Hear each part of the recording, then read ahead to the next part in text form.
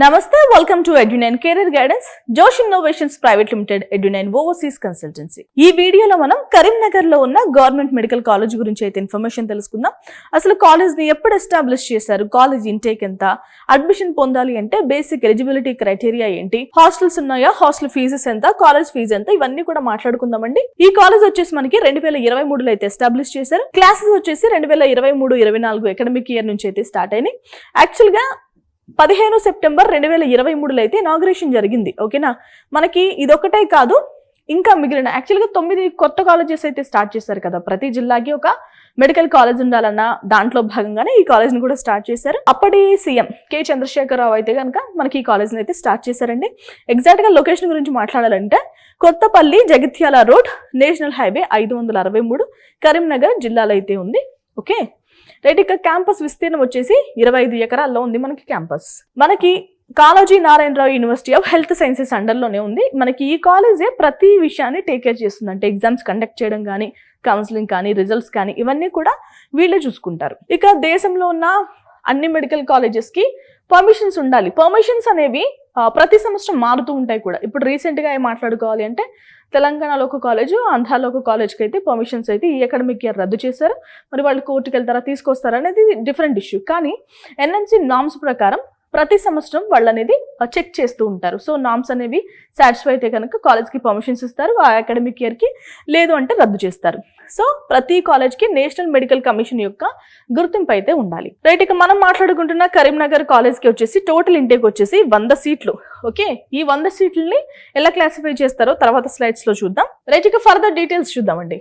Admissions ఎలా తీసుకుంటారు, admission criteria ఏంటి అంటే మనకి బైపీసీ స్ట్రీమ్లో, లేదు అంటే ఎంబైపీసీ స్ట్రీమ్లో, లేదు అంటే ఈక్వివాలెంట్ ఎగ్జామినేషన్స్లో మనం ఇంటర్మీడియట్ అనేది కంప్లీట్ చేయాల్సిన అవసరం ఉంటుంది.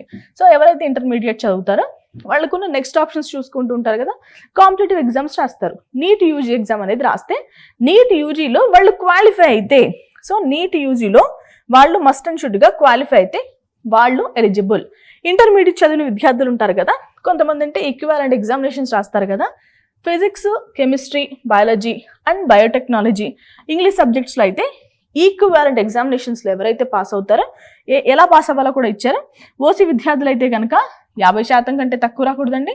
ఇక బీసీ, ఎస్సీ, ఎస్టీ విద్యార్థులు అయితే కనుక 40% మార్క్స్ కంటే తక్కువ రాకుండా వాళ్ళు పాస్ అవ్వాల్సిన అవసరం ఉంటుంది. సో ఇవి కనుక సాటిస్ఫై చేస్తే కనుక మీకు ఎలిజిబిలిటీ ఇచ్చినట్టే. అండ్ ఇంకా కొన్ని ఎలిజిబిలిటీ క్రైటీరియాస్ ఏంటంటే 17 సంవత్సరాలు అయితే కంపల్సరీ నిండి ఉండాలి. 2025 డిసెంబర్ 31కి అయితే ఎంబీబీఎస్లో అడ్మిషన్ పొందాలనుకుంటున్న విద్యార్థికి 17 సంవత్సరాలు నిండి ఉండాలి. ఓకే, మనం సీట్ల ఇంటేక్ గురించి మాట్లాడుకోవాలంటే టోటల్ సీట్స్ వచ్చేసి 100 సీట్లు కదా. ఇందులో 85% అనేది స్టేట్ కోటా, రిమైనింగ్ 15% అనేది ఆల్ ఇండియా కోటా.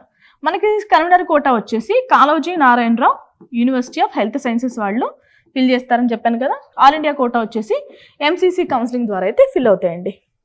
మీ అందరికీ తెలుసు ఎంబీబీఎస్ వచ్చేసి 5.5 సంవత్సరాలు చేయాల్సిన ప్రోగ్రామ్. 4.5 సంవత్సరాలు మనం కోర్స్ చదువుతాం, 1 సంవత్సరం అనేది ఇంటర్న్షిప్ చేస్తాం.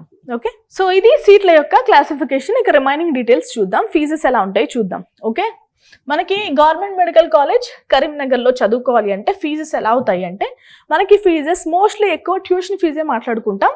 ట్యూషన్ ఫీజు ఎంత అని మాట్లాడుకుంటాం. ఇతర ఫీజెస్ కూడా ఉంటాయి కదా, అవి కూడా మాట్లాడుకుందాం. ట్యూషన్ ఫీజు వచ్చేసి 10,000, సిడిఎస్ ఫీజు వచ్చేసి 5,000, ఈ లైబ్రరీ ఫీజు వచ్చేసి 2,000, ఇక సెంట్రల్ స్టోర్ ఫీజు వచ్చేసి 2,000, library fees 2,000, caution deposit 3,000, academic development fund 3,000, SC ST విద్యార్థులకు అయితే 1,000 రూపాయలు, నాన్ గవర్నమెంట్ ఫండ్ వచ్చేసి 2,000. మనకి ఓసీ కానీ బీసీ కానీ క్యాస్ట్కి చెందిన విద్యార్థి ఎంబీబీఎస్ చదవాలంటే మొదటి సంవత్సరం అయ్యే ఖర్చు 29,000 రూపాయలు.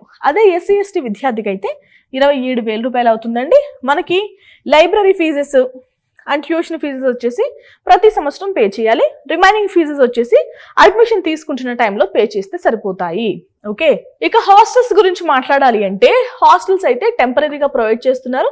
వీళ్ళకైతే పర్మనెంట్ హాస్టల్స్ ఇంకా కన్స్ట్రక్షన్ జరగలేదు. కొన్ని హాస్టల్స్ ఏంటంటే కొంతమంది స్టూడెంట్స్కి 2 BHK ఫ్లాట్స్ తీసుకుని కూడా మనకి హాస్టల్స్ అయితే ప్రొవైడ్ చేస్తున్నారు. ఒక్కొక్క హాస్టల్ కి ఒక్కొక్క రూమ్ కి 2-3 షేరింగ్ అయితే ఇస్తున్నారండి. గీజర్ ఫెసిలిటీస్ కూడా ఉన్నాయి. ఇంకా మనకి పర్మనెంట్ హాస్టల్స్ అనేవి 25 ఎకరాల క్యాంపస్ లో ఇప్పుడు కన్స్ట్రక్షన్ జరుగుతున్నాయి. మీరందరూ గమనించాల్సిన విషయం ఏంటంటే కొత్తగా ఎస్టాబ్లిష్ చేసిన కాలేజెస్కి అంటే 2021 తర్వాత 2019, 2021 కేసీఆర్ ప్రభుత్వం ఏదైతే స్టార్ట్ చేశారో ప్రతి జిల్లాకి ఒక కాలేజ్ ఉండాలి అని, సో అందులో భాగంగా ఏర్పాటు చేసిన కాలేజెస్కి పర్మనెంట్ హాస్టల్స్ అయితే ఇంకా అంత చెప్పుకునేంత రేంజ్లో అయితే ఇంకా డెవలప్ కాలేదు. సో కన్స్ట్రక్షన్స్ అనేవి జరుగుతున్నాయి. బట్ విద్యార్థులను వాళ్ళు వదిలేయలేదు. ప్రైవేట్ అకామిడేషన్ అయితే ప్రొవైడ్ చేస్తున్నారు, వాళ్ళే ట్రాన్స్పోర్ట్ కూడా ప్రొవైడ్ చేస్తున్నారు. ఓకేనా, ఇక్కడ కూడా అంతే, మీకు ట్రాన్స్పోర్ట్ ఫెసిలిటీస్ అయితే వాళ్ళే ప్రొవైడ్ చేస్తున్నారు. బస్ ఫెసిలిటీ ఉంది, మెస్ ఫెసిలిటీ కూడా ఉందండి. మీకు వెజ్ నాన్ వెజ్ కూడా వాళ్ళు సప్లై చేస్తారు. ఇక సో ఇది బేసిక్గా ఒక విద్యార్థి కంఫర్టబుల్గా చదువుకోవడానికి ఏం కావాలో వాళ్ళైతే ప్రొవైడ్ చేస్తున్నారు. వాళ్ళ దగ్గర లేకపోయినా ప్రైవేట్ అకామిడేషన్ అయితే ప్రొవైడ్ చేస్తున్నారు. మన హాస్టల్ ఫీజు గురించి మాట్లాడుకోవాలి అంటే మనకి నాన్ రిఫండబుల్ ఫండ్ వచ్చేసి 5,000 అండి. కాషన్ డిపాజిట్ ఏదైతే రిటర్న్ వస్తుందో అది మనం 5,000 పే చేయాలి. ప్రతి నెలకి 1,000 రూపాయలు చొప్పున సంవత్సరానికి 12,000 పే చేయాలి. ఇంకా హాస్టల్ అడ్మిషన్ అప్లికేషన్ ఫీజు వచ్చేసి 1,000 రూపాయలు. సో కరీంనగర్ లో ఉన్న గవర్నమెంట్ మెడికల్ కాలేజ్ లో చదువుకోవాలి అంటే సంవత్సరానికి మనకి ఎంత హాస్టల్ ఫీజు అవుతుందంటే 23,000 రూపాయలు అయితే మనకి హాస్టల్ ఫీజు ఖర్చు అవుతుంది. ఓకే, దీంట్లో 5,000 రూపాయలు అనేవి మనకి రిటర్న్ వస్తాయి. అసలు ఈ కాలేజీలో చదవాలంటే మనకి నీట్ ఎగ్జామ్ లో ఎంత ర్యాంక్ రావాలి ఇప్పుడు చూద్దాం. మీరు గనక ఓసీ విద్యార్థులైతే అబ్బాయిల కోసం అయితే 96,257 లోపు ర్యాంక్ రావాలి. అమ్మాయిలకైతే 130,511 లోపు ర్యాంక్ రావాలి. బీసీఏ వాళ్ళకైతే 2,45,140 లోపు అబ్బాయిలకి, 2,28,088 లోపు అమ్మాయిలకి ర్యాంక్ రావాలండి. ఇక బీసీబీ అయితే గనక 1,53,709 లోపు అబ్బాయిలకి, 1,52,504 లోపు అమ్మాయిలకి ర్యాంక్ రావాలి. ఇక బీసీసీ అమ్మాయిలకైతే 1,98,849 లోపు రావాలి. ఇక బీసీడి వాళ్ళకైతే అబ్బాయిలకి 1,52,040 లోపు అబ్బాయిలకి, 1,52,998 లోపు అమ్మాయిలకి ర్యాంక్ రావాలి. ఇక బీసీఈ వాళ్ళకైతే 1,48,501 లోపు అబ్బాయిలకి, 1,60,374 లోపు అమ్మాయిలకి ర్యాంక్ రావాలి. ఇక ఈడబ్ల్యూఎస్ వాళ్ళకైతే 1,44,808 లోపు అబ్బాయిలకి, 1,16,998 లోపు అమ్మాయిలకి ర్యాంక్ రావాలి. ఇక ఎస్సీ విద్యార్థులకైతే అబ్బాయిలకి 2,13,73 లోపు, అమ్మాయిలకైతే 2,19,035 లోపు ర్యాంక్ రావాలి. ఇక ఎస్టీ విద్యార్థులకైతే 2,28,193 లోపు అబ్బాయిలకి, 2,28,763 లోపు అమ్మాయిలకి ర్యాంక్ రావాలండి. సో గవర్నమెంట్ మెడికల్ కాలేజ్ ఏదైతే ఉందో కరీంనగర్ లో, ఈ కాలేజ్ లో మనకి అడ్మిషన్ కావాలంటే నీట్ ఎగ్జామ్ లో ఈ ర్యాంక్స్ లోపు అయితే మనకి ర్యాంక్ వచ్చి ఉండాలి. ఇది వాళ్ళ వీడియో. మరొక కాలేజ్ వీడియోతో మళ్ళీ కలుద్దాం. నమస్తే.